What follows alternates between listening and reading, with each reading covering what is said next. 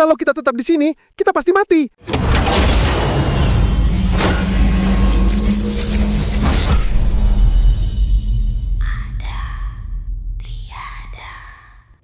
Sebelum cerita dimulai, coba bayangkan satu hal. Kalian pernah nggak berada di tempat sepi, lalu tiba-tiba ada kapal besar muncul dari kabut tanpa suara? Kalau kalian melihatnya, apa kalian bakal tetap naik? Coba jawab jujur di komentar, kalian berani atau enggak?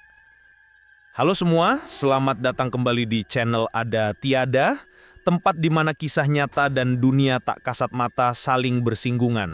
Sebelum kita mulai cerita malam ini, jangan lupa untuk tekan tombol subscribe, nyalakan lonceng notifikasinya, karena malam ini cerita kita akan penuh misteri dan penuh tanda tanya. Sekarang, mari kita mulai. Malam itu, Raka dan teman-temannya Fadil dan Adit baru pulang dari liburan di kepulauan kecil dekat Sulawesi. Mereka telat sampai dermaga dan kapal resmi terakhir sudah berangkat. Tidak ada pilihan selain menunggu besok, tapi Raka memaksa mencari kapal lain. Malam itu udara lembab. Angin dari laut menusuk kulit seperti tangan dingin yang mencoba menarik seseorang masuk ke dalam gelapnya samudra. Raka menatap jam di ponselnya sambil mengumpat pelan. Kapal resmi terakhir sudah berangkat hampir 1 jam lalu. Dermaga sudah sepi. Hanya ada lampu kuning redup yang berkedip seperti hampir mati. "Gimana nih, Rak? Kita tidur di sini sampai pagi?" ucap Fadil sambil duduk di tumpukan tali tambang. Adit menggosok lengannya sendiri, menggigil. "Gila, gue gak kuat dinginnya, Rak. Lagian tempat ini horor banget malam-malam." Tapi Raka tetap keras kepala. "Gak mungkin gue nunggu sampai besok. Besok pagi gue udah harus masuk kerja. Kita cari kapal lain, pasti ada." Dermaga tempat mereka berdiri memang terkenal sepi jika sudah lewat jam 10 malam. Lautnya gelap pekat. Bukan hitam, tapi seperti lubang tanpa dasar. Suara ombak pun tidak berisik, malah terdengar pelan, aneh, seperti ditahan sesuatu. Saat mereka bertiga mencari-cari sekitar, tiba-tiba angin berhenti. Total, berhenti. Tidak ada hembusan. Tidak ada suara laut. Seolah waktu ikut menahan napas. Kabut tebal turun dari arah laut tanpa peringatan. Bukan kabut biasa. Kabut itu seperti bergerak pelan, menggulung-gulung, mendekati dermaga seperti makhluk hidup yang merayap. Adit langsung berdiri waspada. "Rak, kok kabutnya cepet banget datangnya?" Dan di tengah kabut itu, terdengar suara klakson kapal. Pelan, serak, seperti berasal dari kejauhan puluhan tahun lalu. Kapal raksasa muncul perlahan, catnya kusam, warnanya pudar. Tidak ada lampu, jendelanya gelap total, tapi bentuknya jelas besar seperti kapal penumpang zaman dulu. Fadil mundur setapak. "Bro, itu kapal, tapi kok kayak kapal tua yang udah nggak layak jalan." Kapal itu mendekat semakin dekat. Air di sekelilingnya tidak berombak, seperti kapal itu melayang, bukan berlayar. Tiba-tiba, dari kabut, seseorang muncul, seorang pria tua. Tubuhnya bongkok, wajahnya pucat seperti orang sakit bertahun-tahun, bajunya model lama, celana laut warna pudar. "Kembali," katanya pelan. "Kalian ingin kembali ke daratan?" Raka langsung mengangguk. "Iya bang, bisa bantu. Kita cuma butuh kapal ke seberang." Pria tua itu tidak tersenyum, tidak juga marah. Ia hanya mengangguk perlahan, lalu berjalan menuju kapal sambil melambai memanggil mereka. Adit menahan lengan Raka. "Rak, ini nggak bener. Gue sumpah ini kapal aneh banget. Kita nunggu besok aja, serius." Raka menepis tangan Adit. "Lo mau tidur di dermaga sampai pagi, kedinginan. Udah, ikut aja." Mau tidak mau, mereka naik. Begitu kaki mereka menginjak lantai kapal, suara besi tua berderit panjang, seperti kapal itu menahan rasa sakit. Di dalamnya, gelap dan sepi. Bangku penumpang robek, busanya keluar. Dindingnya berkarat, penuh noda air laut yang mengering.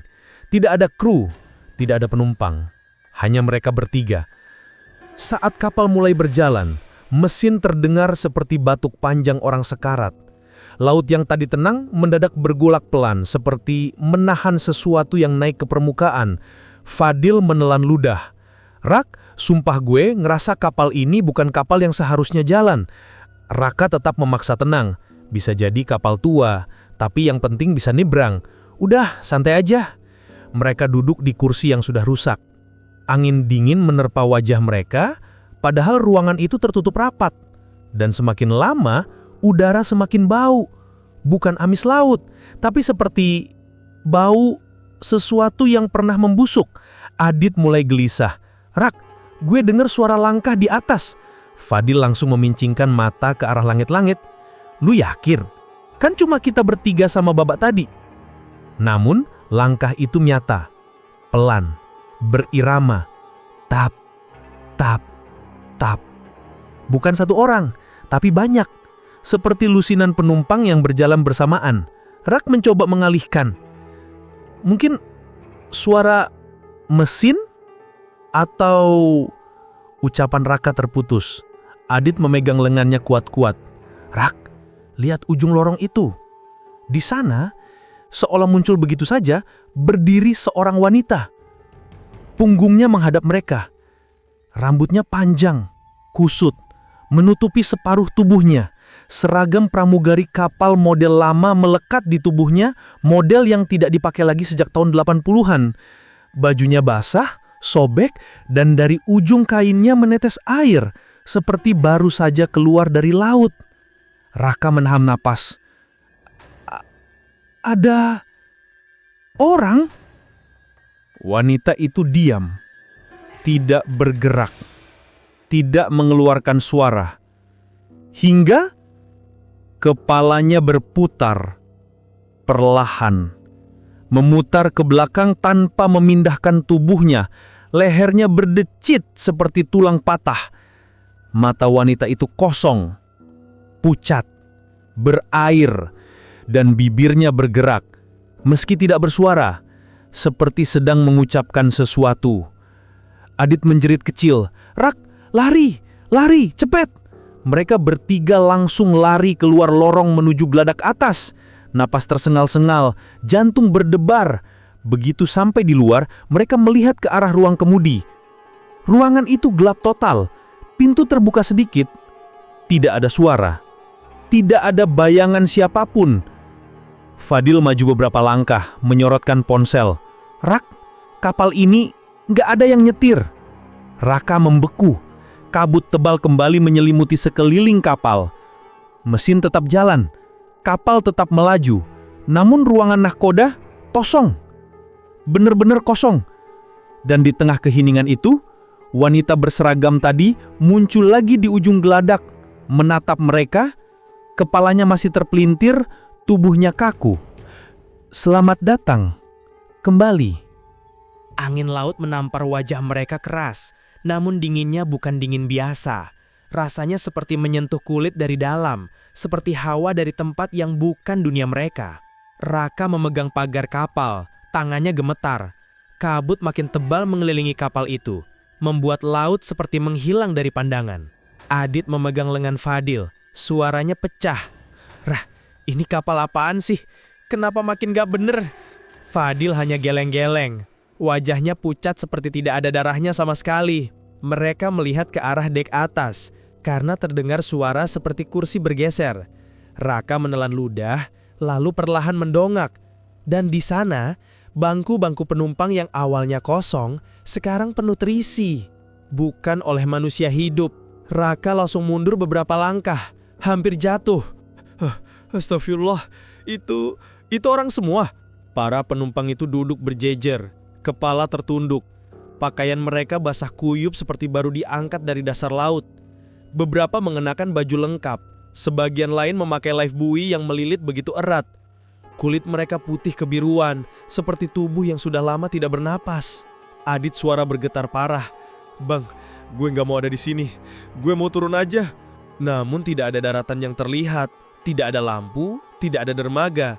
Hanya kabut dan laut hitam yang tampak seperti jurang tak berdasar. Raka maju sedikit.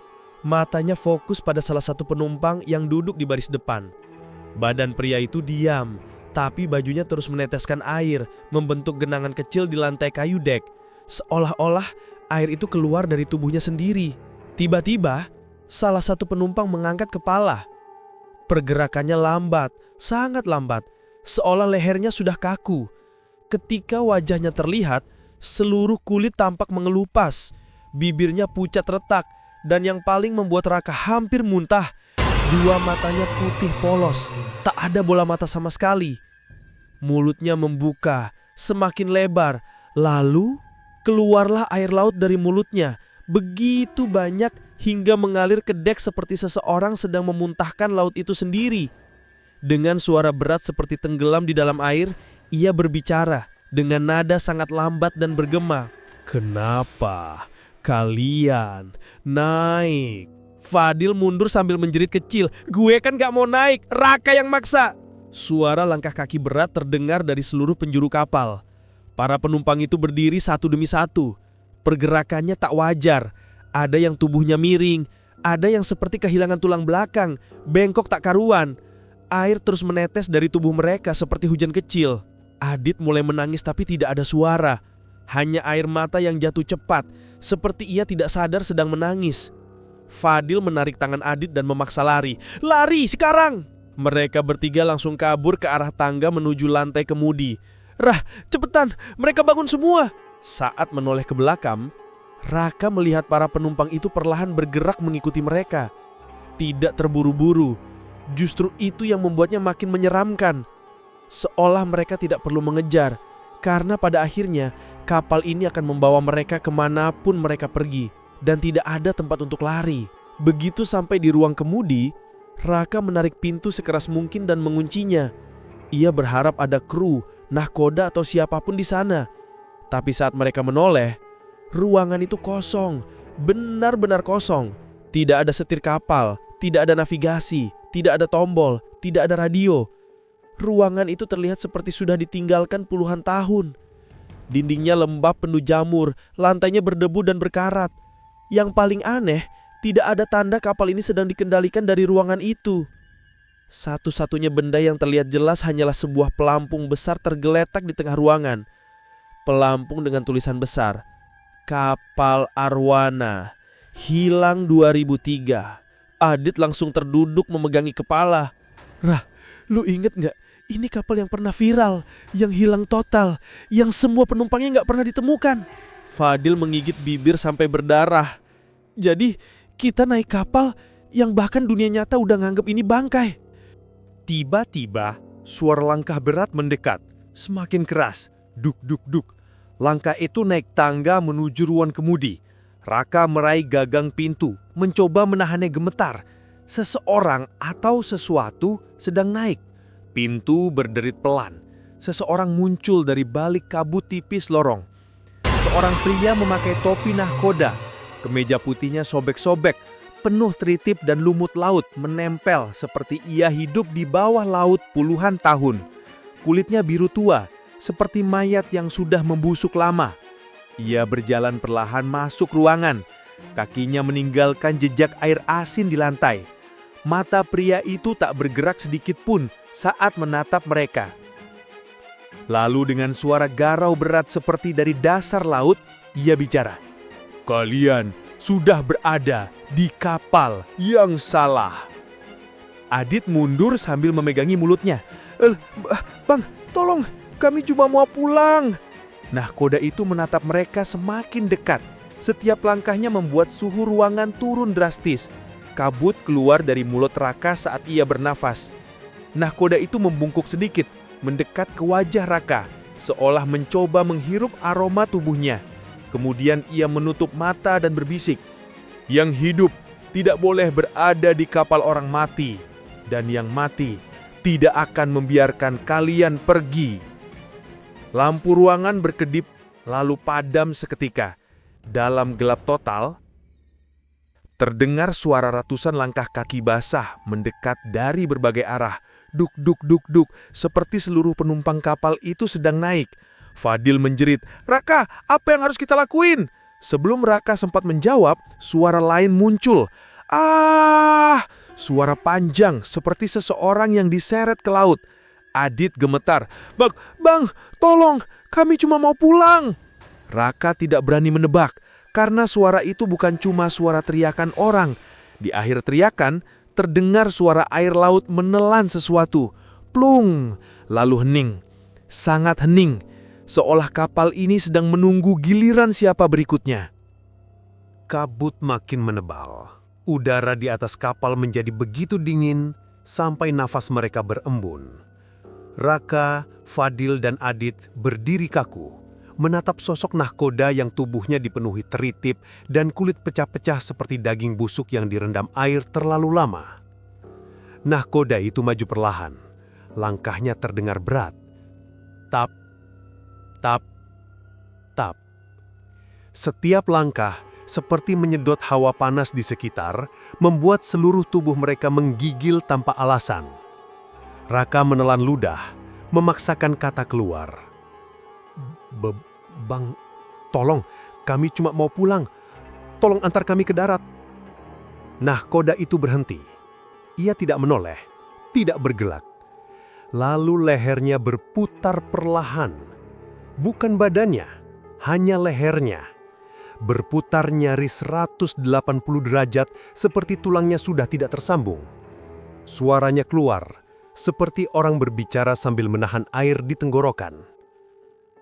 Kalian tidak bisa pulang. Adit langsung mundur 2 langkah. Rak, dia bukan manusia. Dia...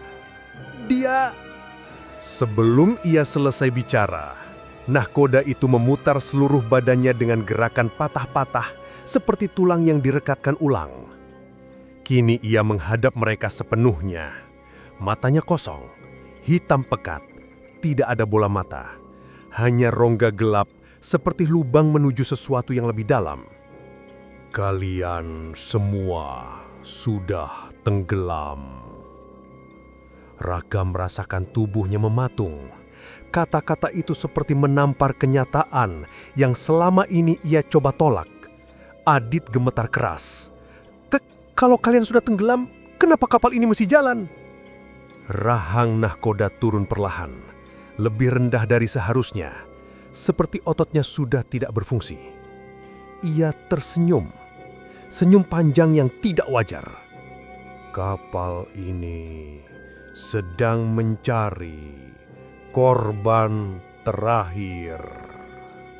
Begitu kata itu terucap, seluruh kapal bergetar, lampu berkedip-kedip, udara menjadi lebih dingin. Lalu terdengar suara, ribuan langkah kaki basah menyeret lantai. Srek, srek, srek. Raka, Adit, dan Fadil menoleh bersamaan. Dari geladak bawah, dari lorong sempit, dari tangga yang gelap, para penumpang mayat itu muncul satu persatu.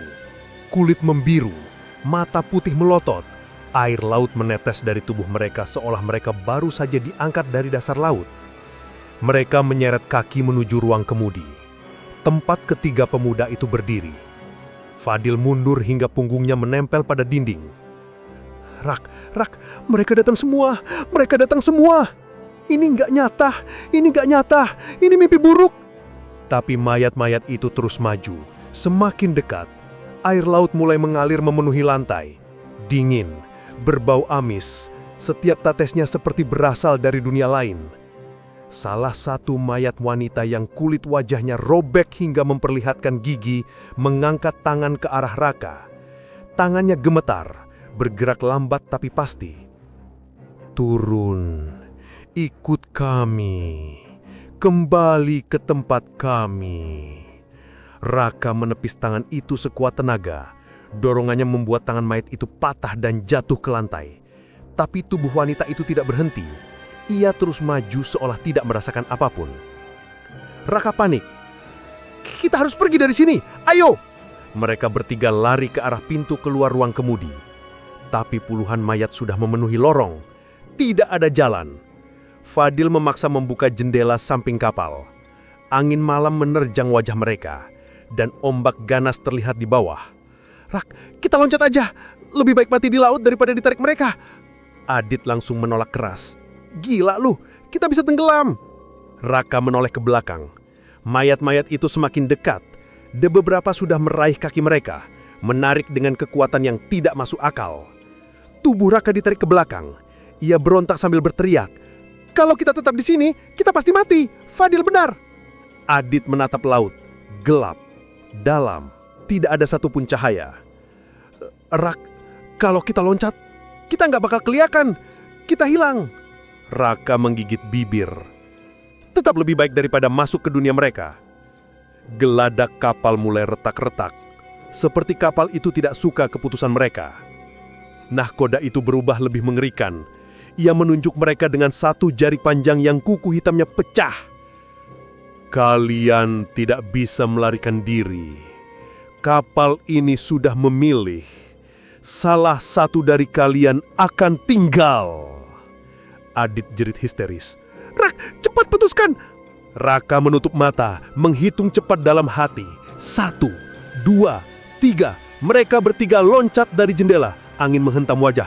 Tubuh mereka jatuh bebas. Adit sempat berteriak keras. Fadil memejamkan mata. Raka berusaha menahan nafas. Bersiap menerjang air. Tapi tubuh mereka tidak pernah menyentuh laut.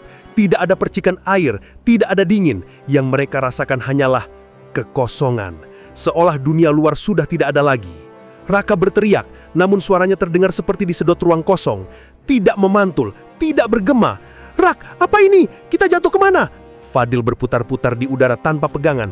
Aku nggak bisa ngerasain apa-apa. Kita jatuh, tapi nggak ada ujungnya. Dan dari jauh, suara klakson kapal terdengar lagi.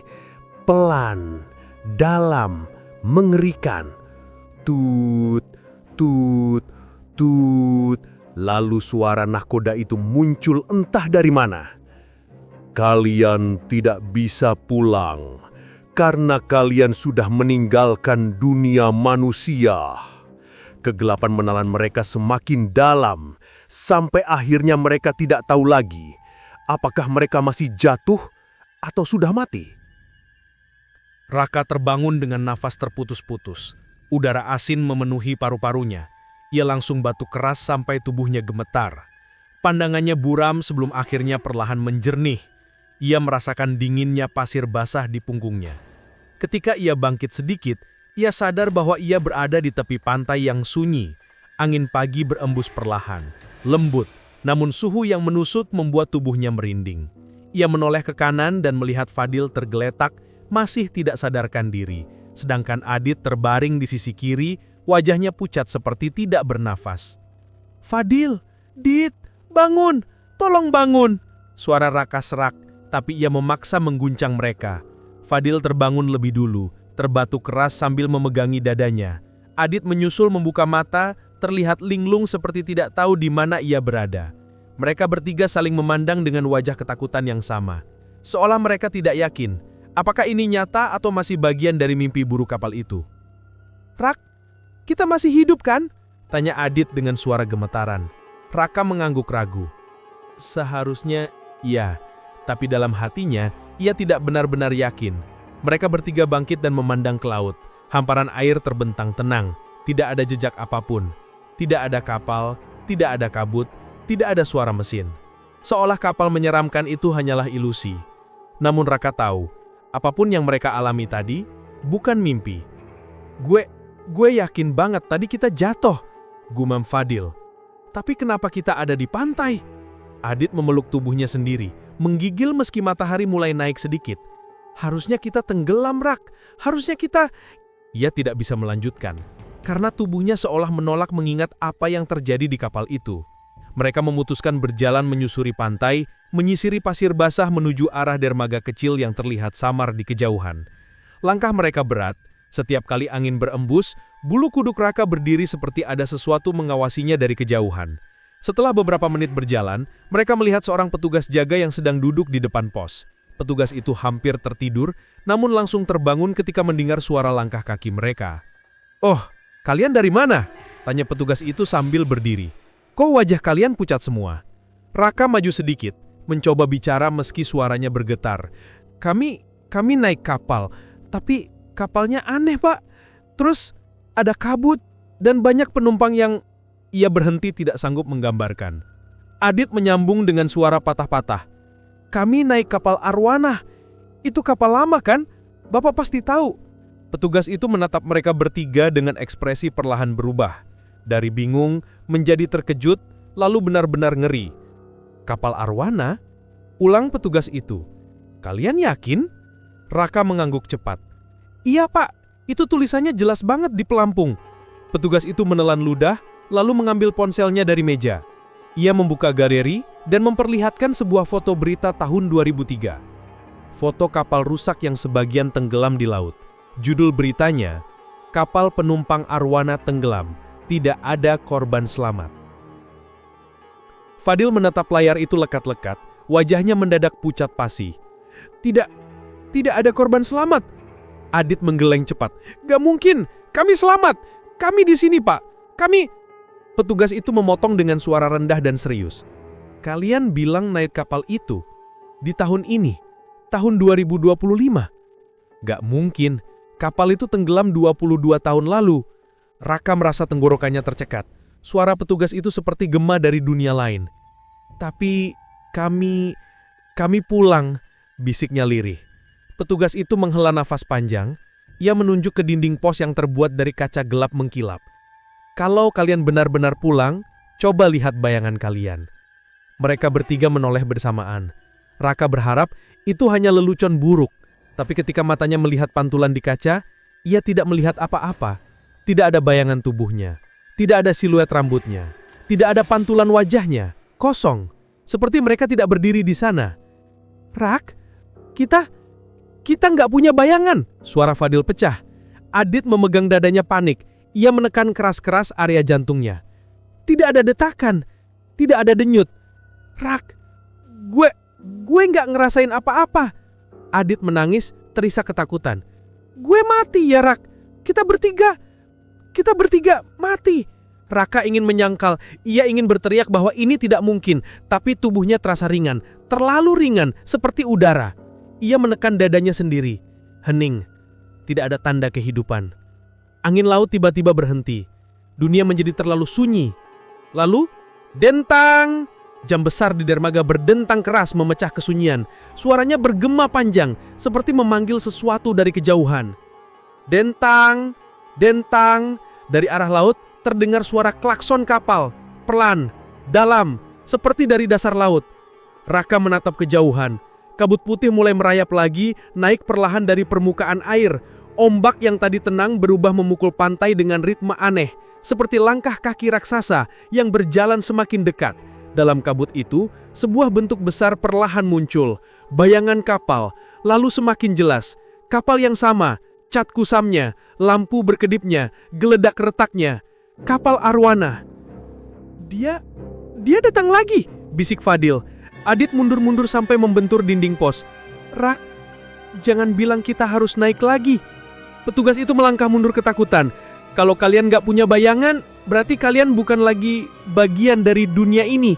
Kabut semakin dekat. Suara langkah banyak orang terdengar dari geledak kapal. Seperti penumpang-penumpangnya bangkit untuk menyambut. Raka merasakan tubuhnya perlahan menjadi dingin. Dunia di sekitarnya mulai memudar seperti kabut menyelimuti pandangannya. Dan dari arah kapal, seorang berdiri di pucuk geledak. Sosok nahkoda dengan tubuh penuh teritip itu mengangkat tangannya, seperti memanggil. Kalian belum pulang, waktunya kembali ke tempat kalian seharusnya. Raka memejamkan mata, dan semuanya menjadi gelap. Kabut semakin pekat ketika suara kapal itu kembali terdengar. Seolah datang dari jarak yang jauh, namun sekaligus sangat dekat. Suara nahkoda, berat dan bergema seperti dari dasar laut, menyusup ke telinga mereka. Perjalanan ke alam lain dilanjutkan. Raka, Adit, dan Fadil menoleh bersamaan. Dari balik kabut yang menggulung seperti makhluk hidup, mulai tampak siluet para penumpang itu.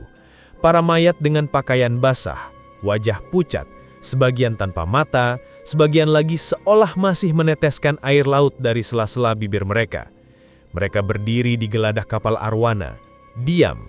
Namun tangan mereka terangkat perlahan, melambai, memanggil, kembali. Raka merasakan lututnya melemas, jantungnya tidak berdetak sekencang sebelumnya. Sebaliknya, justru terasa semakin pelan, seolah mengikuti ritme kapal itu. Ia menutup mata, berusaha menolak kenyataan itu, tapi suara ombak yang tidak wajar itu kembali menyentuh dasar kesadarannya. Kita memang gak pernah turun dari kapal itu ya? Fadil menggigit bibirnya hingga berdarah. Air matanya jatuh tanpa ia sadari. Tapi tubuhnya tidak lagi menolak. Ia hanya mengangguk pelan. Getarannya penuh putus asa. "Iya, Rak, kita masih penumpang." Angin malam berubah dingin seperti hembusan ruang mayat. Kabut mulai memanjang, merayap ke kaki mereka, melilit seperti tangan-tangan tak terlihat yang menggiring mereka kembali menuju dermaga yang seharusnya tidak ada. Kapal arwana tampak lebih jelas kini. Lampu-lampunya berkelip samar seperti lentera yang hampir padam, namun tetap memaksa untuk menyala. Ketika Raka, Adit, dan Fadil melangkah tanpa sadar, wajah para penumpang mayat itu tampak semakin dekat, dan di baliknya, lautan tak berbatas seperti mulut kegelapan yang siap menelan apapun. Kabut itu akhirnya menutup seluruh pandangan, seolah menutup bab terakhir kehidupan mereka. Dan di saat itulah kapal arwana bergerak, perlahan, pasti, menjauh dari dunia manusia. Kapal itu berlayar menuju perjalanan abadi, perjalanan tanpa tujuan, dan tanpa akhir. Tempat sebuah penumpang hanya punya satu jenis tiket. Tiket sekali jalan. Itulah sebuah kisah mitos tentang kapal hantu yang beredar di masyarakat, khususnya dunia pelayaran.